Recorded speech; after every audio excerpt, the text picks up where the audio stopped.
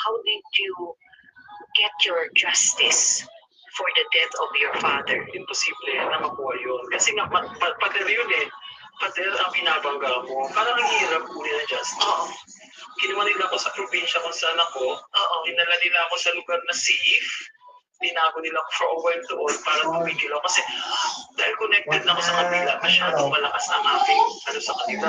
Isang tawag ko lang, pag sinabi ko, bakit ang ganito? Pakikuha ito, pakiganito. Anong gagawa nila? Kasi nga, alam na nila na kaibigan na sila ako sa kabilang side.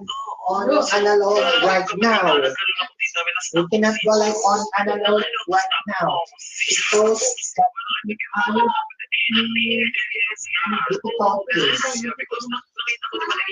technical difficulties. Ilang buwang nagpalipat-lipat ng tirahan si Amara para magtago sa mga gustong pumatay sa kanya, lalo na at hawak niya ang mga ebidensya na magsisiwalat sa korupsyon sa kanilang pamahalaan hanggang sa isakatuparan na sana niya ang kanyang pagiganti.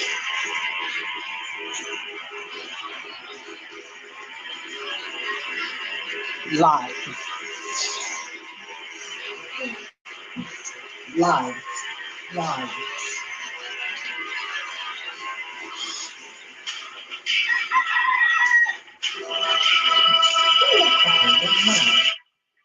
That is a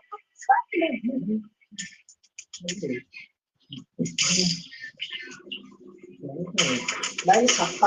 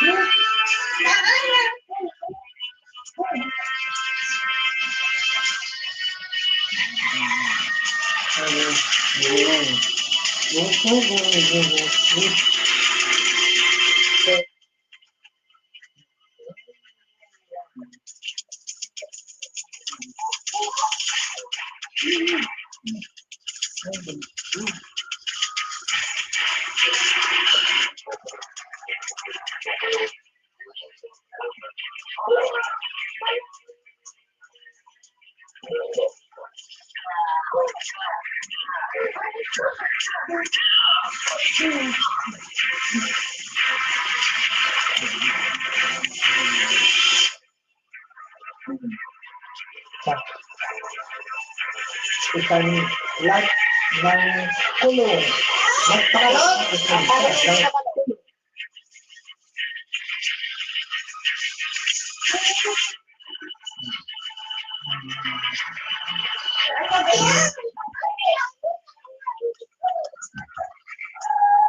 Ikaw ba ay sumagi sa isip mo yung maghiganti ka? Kilala mo naman sila eh. Yes, ito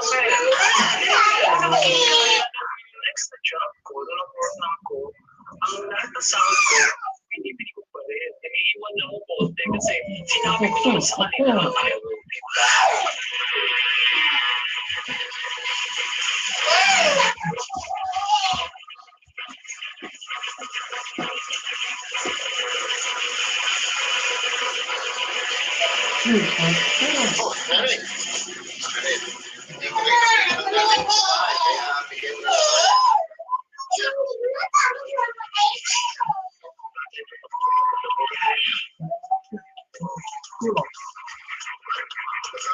Sorry, Katrina, Alihi,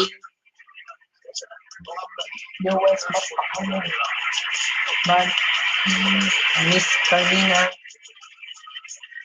you're well. Miss Carmina, you're well.